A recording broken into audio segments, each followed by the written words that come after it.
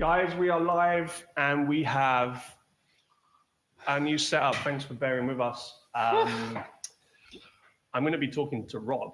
First of all, I'm going to talk to you guys at the camera over here. Hopefully you can hear us with crystal clarity. Yes? Somebody give us a thumbs up for the new audio solution. I'm going to join here as well. So bear with us a little bit today because we're going to do a bit of trial and error. I'm going to turn this down. You're also going to have to flip us sideways on the Instagram Live to fit us in. But what we're going to be doing from now on is we're filming this from two cameras that you can't see, and we'll be having a third camera soon. And then we're going to upload all of the great content that we're going to be producing here in the Iris Pod to YouTube, to Instagram, and wherever else we can throw a video. Yeah. But you are hearing us loud and clear with hopefully really crisp sound. That's the hope. That's the dream. Yeah. The man here, Rob Macfarlane, spec'd this all out, and with Rob Reng as well. And we're an audio company, so we're upgrading significantly from my home office with a whiteboard behind it, where 5 minutes before we would do these sessions, I discovered that my little niece or nephew had graffitied on the whiteboard with permanent marker pens. So, lovely. Hopefully this is an improvement. Well, we'll see. Well, we were going to have the usual amount of teething trouble, but we'll work through that. It'll be fine. So we've got a few people joining. What we want to give you from the Instagram live sessions is still a live view of what we're talking about, but you'll be able to watch back these videos in all their HD glory from our new setup here in office. I've lost my desk. This is my desk. Yeah. You've got nowhere to sit now. I've got nowhere to sit. You just have to flip a bin and perch. Never mind. Okay, we're going to get going with the chat now with Rob Macfarlane. So it's going to be a little bit formalized, but get your questions in, and we're going to have a really great chat with the man himself.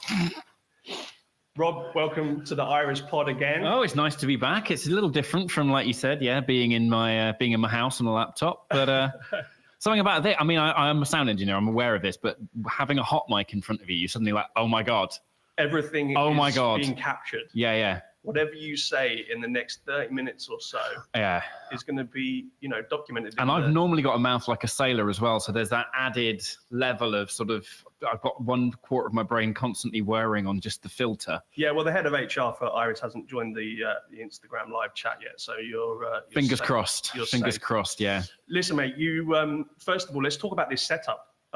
We've got the HD cameras, we've got the incredible microphone tech. Just talk a little bit about what you and Rob Reng thought about when we were trying to create this environment to tell the Iris story and invite incredible guests in. Well, hopefully, and again, like I say, we're still in alpha, so there's work to be done. But one of the problems that we've hopefully fixed is the ridiculous amount of reverb that was on the previous IG lives. We're in a very big room. We're in a very reflective room. It's an awful lot of glass. It's an awful lot of sort of industrialness. And it was a really splashy sound. So we bought some proper microphones that have a little bit more of a restrained sort of pickup area. And hopefully we'll be sounding a little bit more tight and focused, and not so much like we're doing interviews in a swimming pool. Yeah, fantastic. Yeah. I mean, one of the things that we're going to be talking about, or the main thing that we're going to be talking about today, is about space and the room in which something is recorded. And I think one of the key dimensions is this is very echoey for us, speaking in this big cavernous office that we have here, which is a wonderful location for Iris. But the microphone, the technology, just talk a little bit about why we picked these and how that's going to cancel out this echoey nature. I mean, there's essentially just, with any microphone, there is a distance at which it works effectively. And generally, the more expensive ones work over long distances. They're the older technology, which are the dynamic microphones, have a much shorter sort of range, as it were. It's a problem I find quite a lot with people who work in home studios is they go, I bought this £2,500 mic and my recordings have got worse. And I'm like, yeah, because you're now recording your fridge and your cat and you're recording the sound of your room. Whereas if you got a dedicated sort of live performance vocal mic, these were originally developed for radio and they're designed to pick up a human voice at this distance. You don't want to be recording more than that when you're doing vocals at home. You don't want a £2,500 microphone that can hear, the mosquito in the next room. You want something that, you know, these are great. I mean, Michael Jackson's Thriller was recorded on this. So, Really? like, if it's good enough for him, it's good enough for us, right? Definitely. Definitely. I mean, not these specific ones. We just bought these. But... Yeah, no, they'd probably be worth a fortune. Yeah, I mean, instantly, also what is just remarkably different and better is talking to somebody face to face. Nice, isn't it? Rather than via a computer screen. Yeah. It brings a whole new dimension to it. And I think it's what we're all about at Iris is, you know, that live experience. And of course, we're going to talk to some guests virtually and bring them in over Zoom or something. But yeah, I don't know, there's something just so much more personal about having this conversation. I think it's a really nice sign, and touch wood, fingers crossed. This isn't made of wood, man. This is like some laminated fake wood. All right, well, fingers crossed then. Yeah, touch wood. That it's a sign of life beginning to come back. You know, I work a lot of the time in Soho, as you know, that's very busy now. You know, the idea, even just the simple things like not doing this over a Zoom call is just making me feel like maybe we're going to have a tiny bit of normality in 2021. I cannot believe, so we're right here on basically behind Oxford Street, and I cannot believe how many people were queuing outside JD Sports to get their latest sneakers. They either desperately want those sneakers, just want to buy something in person, or they've not heard of online shopping yet. Or they've just got 7 or 8 pairs of trainers that they need to return, and this is the first opportunity to hand a receipt to somebody. They have 4 security guards on the front of it. Anyway, guys, thank you for joining the live chat. If you are joining live, wow, what a setup from Sarah. Yes, we are pretty happy with this, and it will improve over time. Oh my gosh, you can actually see my trainers talking to JD Sports. I bought these online. They're quite reflective. Mate, let's get into the discussion that we really want to talk about today.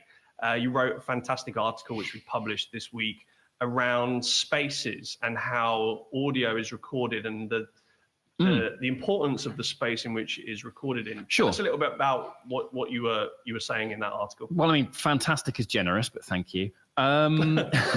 It's a funny thing. In the course of my job, there's a lot that you have to learn about acoustics and electronics and all that sort of stuff, which makes you absolutely no fun at parties. So I always try, where possible, to not talk about my job. So you're gonna have to bear with me while I try and thread the needle of talking about my job whilst making it sound fun.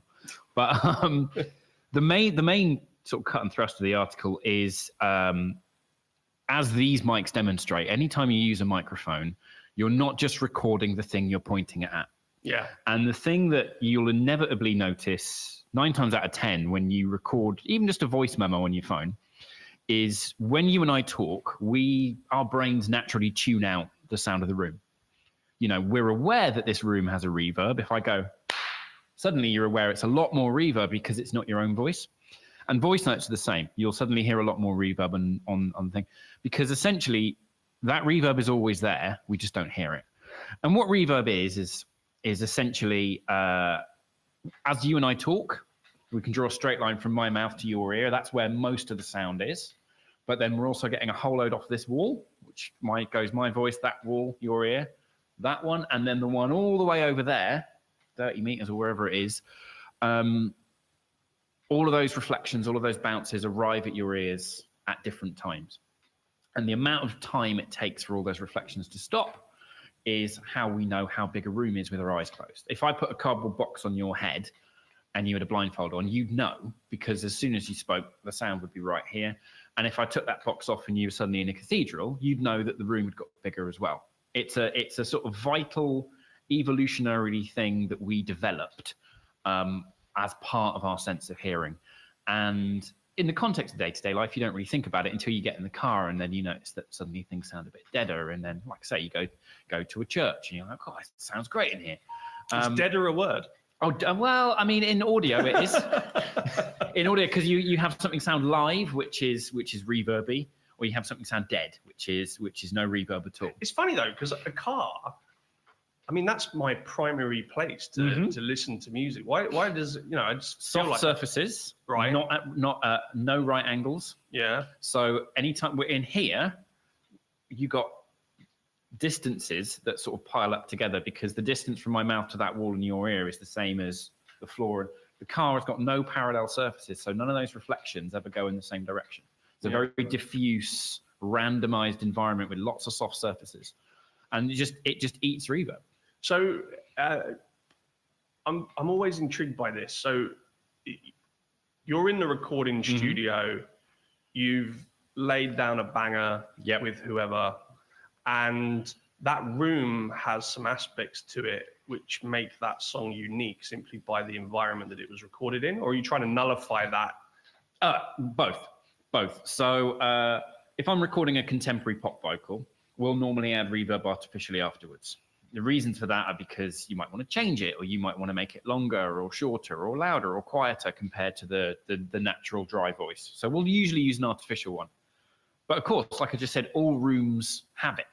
So what we'll do is we'll build a booth out of, sort of baffles that limit the space and all that sort of stuff. So in that instance, we'll try and remove all the reverb so that we can manipulate it afterwards.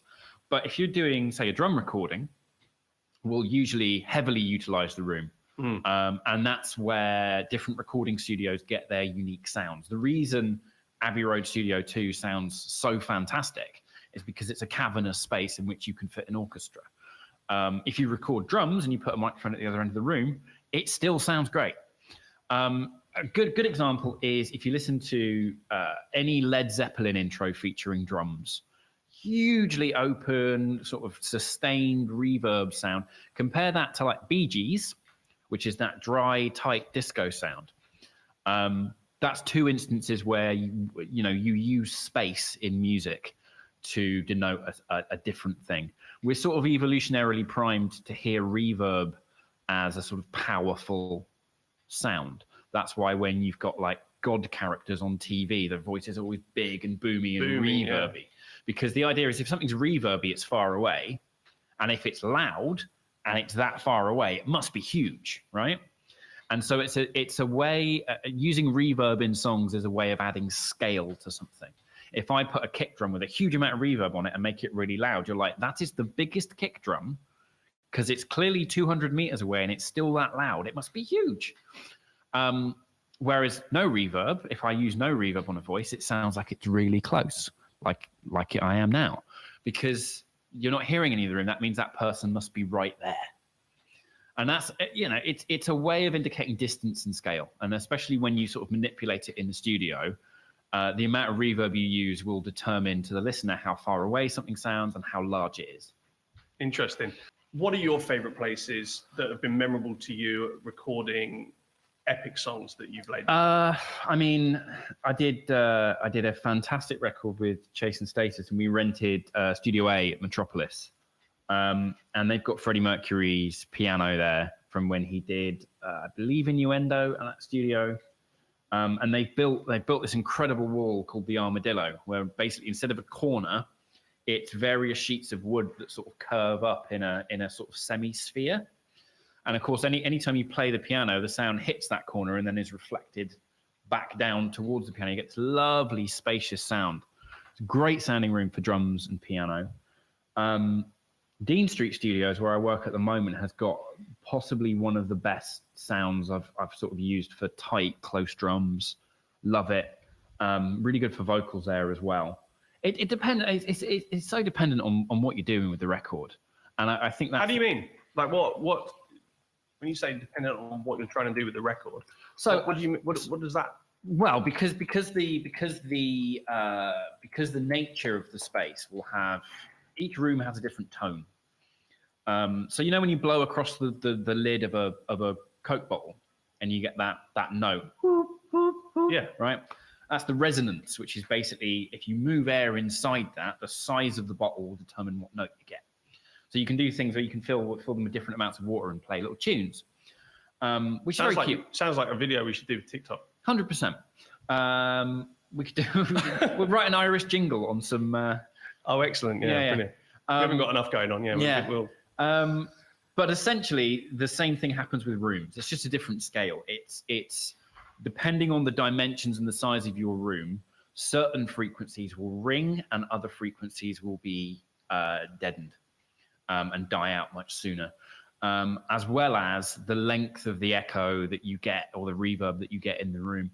So sometimes, I've worked in some rooms where, I've set up drum mics and I've gone, oh, this is great. I've done the exact same room, exact same drummer, different song. And you're like, it's not really working. And it just depends entirely. You've got to move your microphones. You've got to change the distances.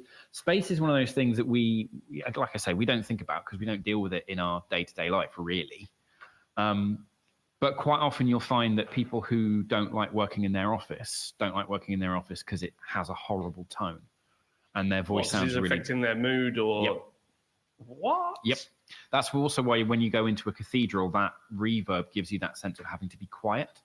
Because anything you say loud will echo and you'll suddenly be very aware of your voice in that space. No one asks you to be quiet when you go into a church. You just naturally do. And it's a psychological thing where we don't want to sort of dominate the room like that when it's going to continue for so long. Is there something in that then around how you design spaces, not just when we're thinking about recording a song? Oh, massively. Or anything. Massively, yeah. Well, I'm convinced, and this is a pet theory. I'm convinced. Those horrible sort of fiberboard tiles that school ceilings are made out of in offices, and you sort of have fluorescent lights fitted in them. It's like a dropped ceiling, and they've got the fire, like a hung ceiling. I reckon everyone hates suspended ceiling. Yeah, I reckon everyone hates them because it kills the room tone. Now, so one of the reasons they fit them is because it's supposed to lower the amount of noise in the area. But I reckon the reason, besides being ugly, is you fit them in a room and immediately your room goes to sounding very dead, very close. That's a Rob Macfarlane theory. Pet theory. It's probably quite true, but it's definitely there to deaden the sound. And in the article, one of the things that I talk about, and it's a David Byrne from Talking Heads talked about this first. So I'm not going to take credit for the idea, but the where we listen to music and how we listen to music determines what music sounds good. So his working theory, and I agree with it, I think it's fundamentally right, is take a church, for instance, hugely long reverb. If you find most hymns, really long notes, quite close together, because any noise you make is going to continue after you stop making it. So if you do lots of speedy notes, it's just going to turn into mush, right? Yeah. And then you move to classical music, which is a theatre, so you've got shorter note lengths. The music is written for the environment that it's going to be played in. The best example of this is jazz, right? Yeah, so smoky, underground, bar. Noisy, with people dancing, right? So the birth of jazz, 1920s. They're not the jazz bars I've been to. Well, no, but we're sitting there kind of pontificating on live. That's because jazz has got all beard strokey now. But back in the early days of jazz, 1920s, you're talking speakeasies, you're talking people going out to dance, you're talking live band. They play a popular hit, people are like, play it again because we still want to dance to it. So what do? They loop the bridge and they just play the bridge over and over again, right? Interesting chords. The musicians start to get bored, so they start playing little solos. What are the only instruments that are loud enough in a jazz band to be heard over the noise of a dance floor? Trumpet, saxophone. That's it. They punch through. They punch through. Atmospheric sound. That's drum solo. All the solo instruments in jazz, drums. I love the drum solo. Right. Super easy to hear in a crowded environment. And then you get to something like arena rock, right? Huge space again, probably the biggest space. And you find all the choruses are 4 chords, and the melody's usually an octave above. In the name of love. Right, all above, so because you've got the easy chords to follow, even if they linger for another 15 seconds, you know what that note is, and then matey boy singing above it is far enough away in pitch from those instruments that it's easy to discern what the song is. That was great. Bust some more lyrics. No, God no. Conversely, now we've moved to headphones. You find that people don't tend to use dynamics as much in songs because my favorite album is Talk, Spirit of Eden. It's an incredibly quiet album for most of it, and then there's bits where it gets incredibly loud. Try and listen to it on the tube on a normal pair of headphones. You can hear just the loud bits.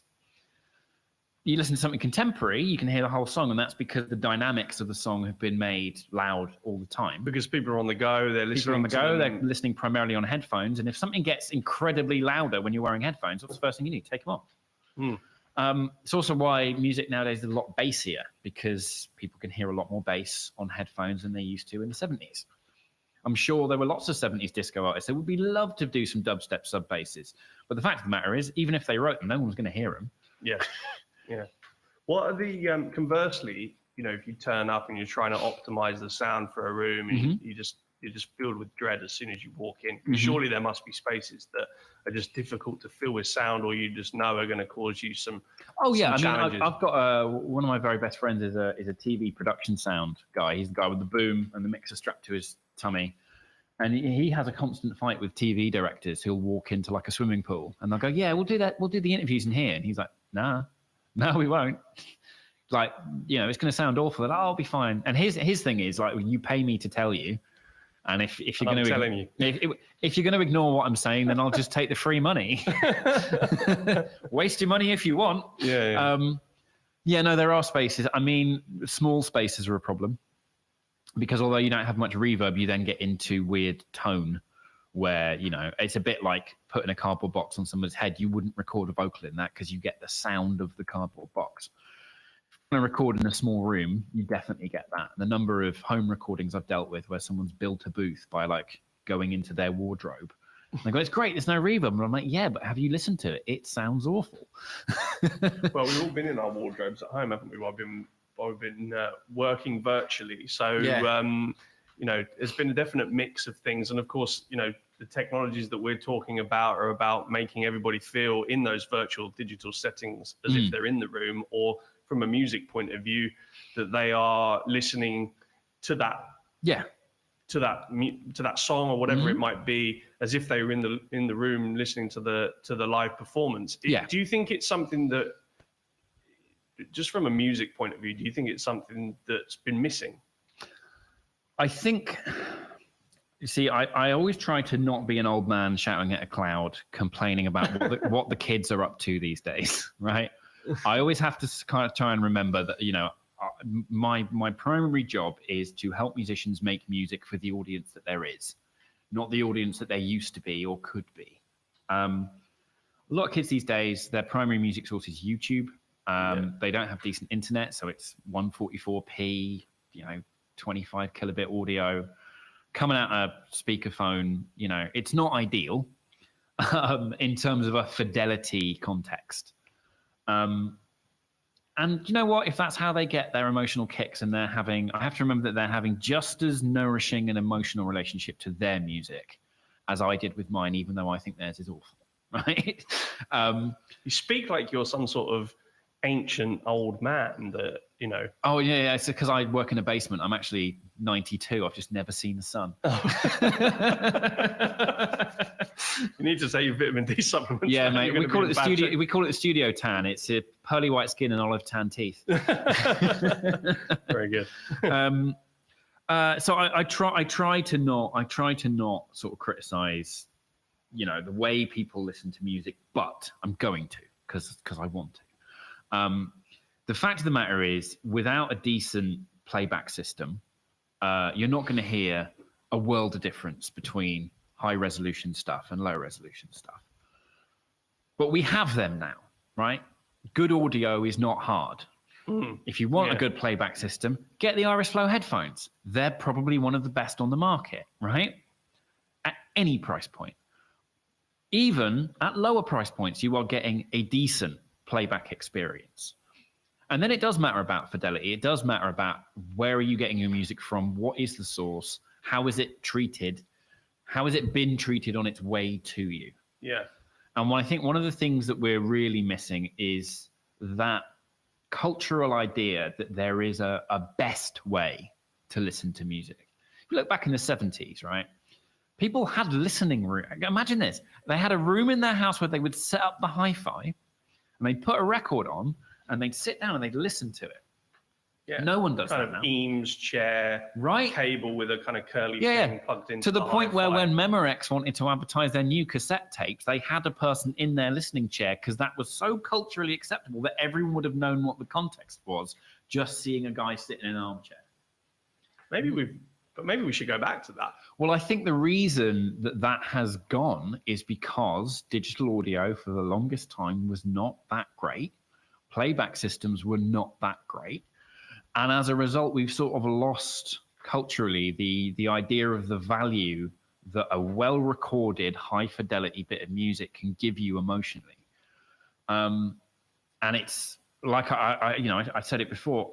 I have never, before meeting Iris, I had never really met a commercial, consumer-facing company that was willing to admit that the problem was digital audio, and that's what needed to be fixed. And fortunately, we are, not only do we have quite a few weapons in that arsenal already, we're working on yet more that are going to make it even better. It's challenging because it's controversial, and I don't really understand why it is. I understand why it's controversial, because it's almost examining people's roles and jobs at the end of the day, in terms of, and maybe the ideals of what they know and the glamour of what they've been part of. But I don't understand why it's challenged quite so much. I think, again, it comes back to that thing of not wanting to be the old men shouting at clouds, and you don't want to be in the position of telling somebody that what they enjoy, they shouldn't enjoy. Yeah. Right. So if somebody's there and they're listening to their music on YouTube, low resolution, off a speakerphone, and they're having a great time, you don't necessarily want to position yourself as the person going, you shouldn't. You should actually do this instead. And so not many people have, because it's not cool, right? Yeah. But the fact of the matter is, I don't think it is controversial. If you go to any open mic night at any pub and you listen to somebody play an acoustic guitar and sing live in front of you, and they're crap, you cannot. I think it's entirely uncontroversial to nonetheless enjoy the audio quality.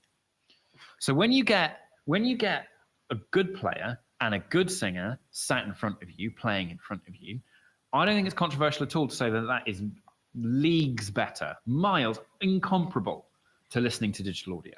And I don't think there's really anybody who would say, oh, given a digital audio recording of the thing or having that person do it in front of me, I would prefer the recording. And the reason for that is true. The live version sounds better.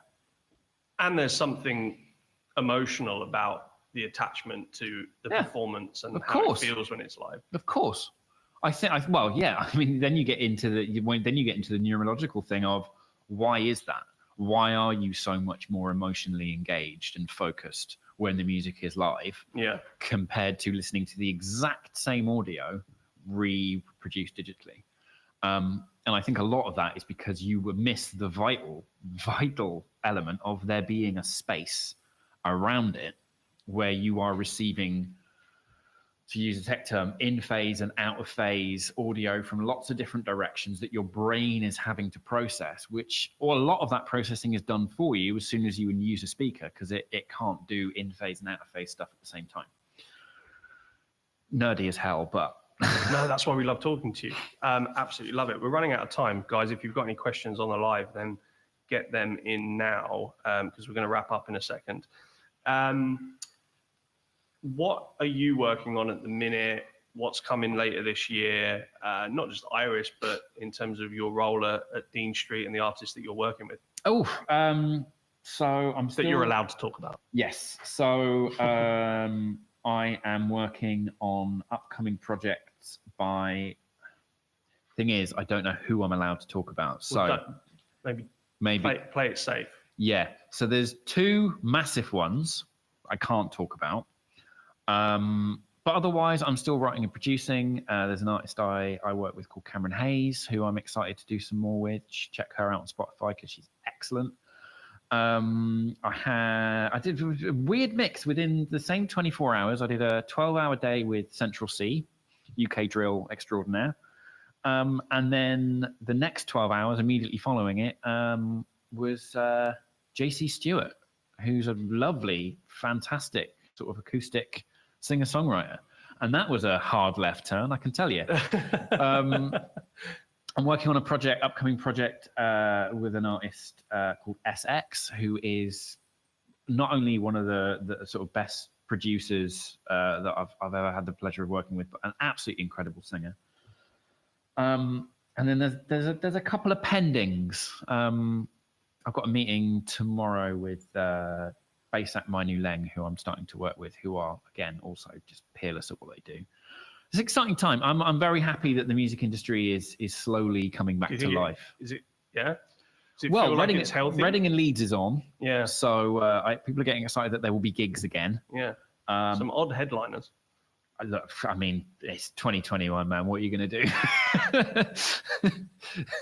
I'm just happy there's something. Yeah. Honestly, there could be a guy. It could be a cut budget production of the West End play Stomp with just a bloke hitting a bin with a stick, and I would turn up for it at this point. To be honest, mate, if I could stand in the crowd with a beer and watch it, I'm done. I mean, we went for a beer earlier in the week, and people would just started spontaneously cheering in the street because it was like, we're outside, it's freezing cold. Yeah. But we're here wearing anoraks. Oh, mate, it was, I like I say, just doing this face to face. Yeah, feels good. Yeah. Real meetings are going to happen again. We're going to have to go places. Yeah, absolutely. Rob, thanks so much. Absolute pleasure. Guys, check the article out on our blog on irislistenwell.com. Thanks to Rob Macfarlane for joining us. Epic guest as always. And we will see you soon.